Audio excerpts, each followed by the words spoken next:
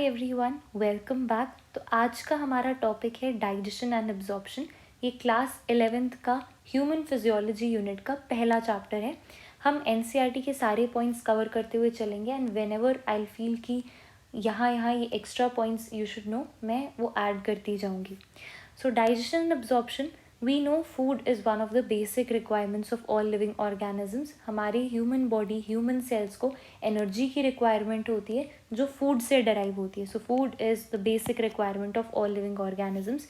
Food के components को दो पार्ट्स में डिवाइड करते हैं, macro nutrients and micro nutrients. As the name suggest, macro means ज़्यादा क्वांटिटी में चाहिए होता है एंड माइक्रो मीन्स जो कम क्वांटिटीज़ में बॉडी में चाहिए होता है। Macronutrients includes carbohydrates, lipids and proteins, whereas micronutrients include minerals, vitamins and water. Macronutrients energy sources constitute करता है हमारी बॉडी की, whereas micronutrients energy तो नहीं प्रोवाइड करता बट इनकी डेफिशिएंसी से स्पेसिफिक डिजीजेस हो सकती है। फॉर एग्जाम्पल, विटामिन ए की डेफिशिएंसी से नाइट ब्लाइंडनेस होता है, विटामिन बी की डेफिशिएंसी से बेरी होता है, विटामिन सी की डेफिशिएंसी से स्कर्वी होता है, विटामिन डी की डेफिशिएंसी से बच्चों में रिकेट्स होता है। तो माइक्रो न्यूट्रिएंट्स चाहिए तो कम क्वांटिटीज़ में होते हैं, एनर्जी भी प्रोवाइड नहीं करते, बट इनकी डेफिशिएंसी से स्पेसिफिक डिजीजेस हो सकती है।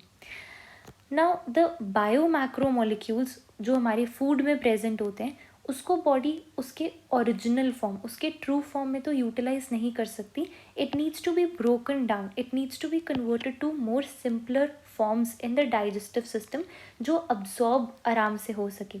सो this process of breaking down and converting the complex food molecules into the simpler absorbable forms in the digestive system, this process is known as the digestion, right? And the digestion is carried out in the digestive system by mechanical and biochemical method. Now what do you mean by mechanical and biochemical method? Mechanical मतलब physically food particles का टूटना छोटे छोटे pieces में, और ये mouth में होता है जहाँ पे हम टीथ की हेल्प से, टंग की हेल्प से फूड को प्रॉपरली च्यू करते हैं, मैस्टिकेट करते हैं। तो इसीलिए बोला जाता है कि फूड को प्रॉपरली च्यू करके खाना चाहिए ताकि मैकेनिकल डाइजेशन जो माउथ में होती है वो अच्छे से हो।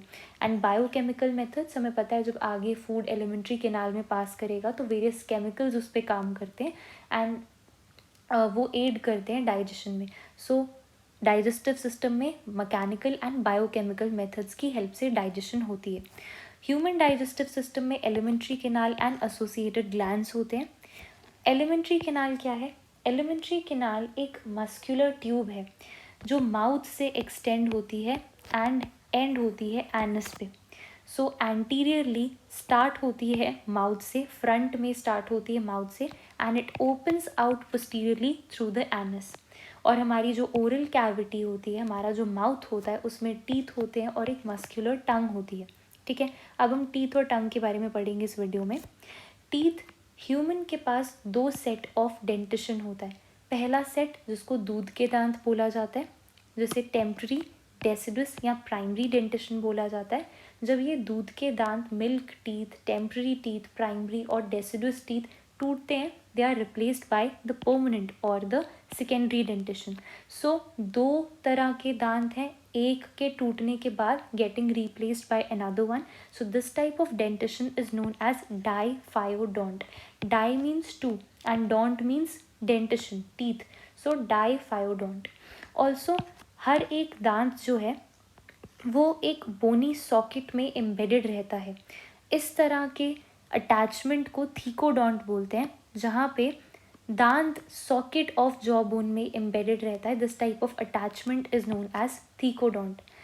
एडल्ट्स के पास 32 परमानेंट टीथ होते हैं जो 4 डिफरेंट टाइप्स के होते हैं, इंसाइजर्स, केनाइन्स, प्रीमोलर्स एंड मोलर्स।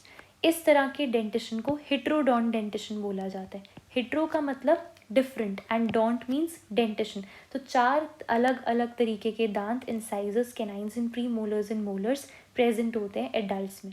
ठीक, तो हम एडल्ट्स के लिए डेंटल फॉर्मूला कैसे लिखते हैं? एडल्ट्स का डेंटल फॉर्मूला होता है 2123 बाई 2123 इंटू 2। ये एक डेंटल आर्च है, ये एक जॉ है, एक जॉ को हम दो पार्ट्स में सपोज डिवाइड कर रहे हैं. ये वाला पार्ट जो है that is the right part and this part is the left half. ये लेफ्ट हाफ है और ये राइट हाफ है. हमें पता है कि हमारा राइट पेशेंट का लेफ्ट होता है और हमारा लेफ्ट पेशेंट का राइट होता है, इसीलिए हम यहाँ उल्टा लिखते हैं बायोलॉजी में. ठीक है. एडल्ट्स के पास दो इंसाइजर्स होते हैं, एक केनाइन होता है, दो प्रीमोलर्स होते हैं और तीन मोलर्स होते हैं. So we write it as 2 1 2 3. 2 1 2 3 upper jaw का half and similarly 2 1 2 3 lower jaw का हाफ होगा. हमें हाफ नहीं चाहिए, हमें पूरे के पूरे जॉज का डेंटल फॉर्मूला चाहिए. तो हम इंटू 2 कर रहे हैं कि राइट साइड और लेफ्ट साइड दोनों आए. सो 2 1 2 3 रिप्रेजेंट्स अपर हाफ एंड ये वाला 2 1 2 3 represents lower half and into 2 क्योंकि दोनों साइड्स का चाहिए. राइट. सो 2 + 1 + 2 + 3 मतलब यहाँ कितने दांत हैं? 8. 8 अपर हाफ में, 8 लोअर हाफ में, बट लेफ्ट और राइट दोनों साइड्स का चाहिए इसलिए इंटू 2. 8 2 ज़ा 16 एंड सिमिलरली 16. ऊपर कंप्लीट लेफ्ट और राइट में 16 टीथ, नीचे कंप्लीट लेफ्ट और राइट में 16 टीथ. तो पूरी ओरल कैविटी में 32 टीथ एडल्ट्स में. राइट. सो एडल्ट का dental formula is 2123 by 2123. Right. इसी तरह बेबी टीथ का देखें तो एक चीज़ याद रखनी है कि बच्चों में प्री मोलर्स नहीं होते हैं. बच्चों में इंसाइजर्स होते हैं 2, केनाइन्स होते हैं 1 और मोलर्स होते हैं 2. ठीक है. तो यहाँ पे हम 2 1 2 और 2 1 2 लिखते हैं. ये वाला 2 1 2 अपर हाफ डिनोट कर रहा है, ये वाला 2 1 2 लोअर हाफ डिनोट कर रहा है, बट हमें हाफ नहीं चाहिए, हमें लेफ्ट और राइट दोनों का चाहिए, इसीलिए हम इंटू 2 कर रहे हैं. सो 2 + 1 + 2 मेक्स इट 5. 5 अपर हाफ का, 5 लोअर हाफ का, इंटू 2 क्योंकि लेफ्ट और राइट दोनों का चाहिए. तो 5 2 ज़ा 10 ऊपर के दांत, 10 नीचे के दांत, makes it total 20 teeth oral cavity में. Right. Now we move to the parts of tooth. Tooth को 3 पार्ट्स में डिवाइड कर सकते हैं, crown, neck and this is the root portion. Right.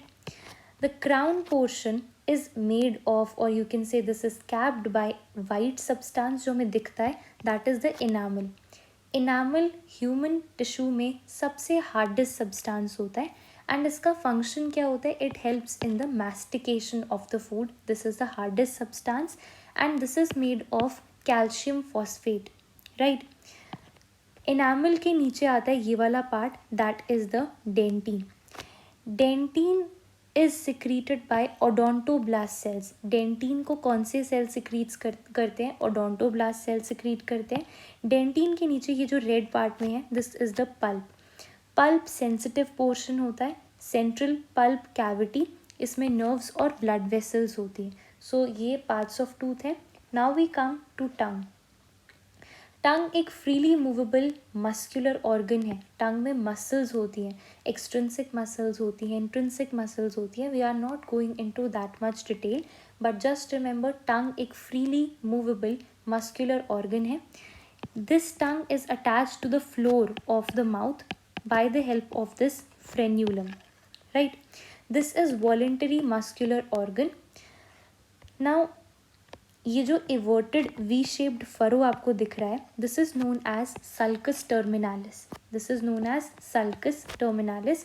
It divides the tongue into 2 parts. ये sulcus terminalis tongue को 2 parts में divide करता है. The first part is this anterior, आगे वाला पार्ट, एंटीरियर ओरल पार्ट जो ओरल कैविटी में present है tongue, and this part is the posterior pharyngeal part जो pharynx में present होता है. So this everted V-shaped furrow called as sulcus terminalis divides the tongue into 2 parts, the anterior oral part and the posterior pharyngeal part. Now the upper surface of the tongue has small projections. These projections are known as papilla. इनमें से कुछ के पास test buds होते हैं और कुछ के पास test buds नहीं होते.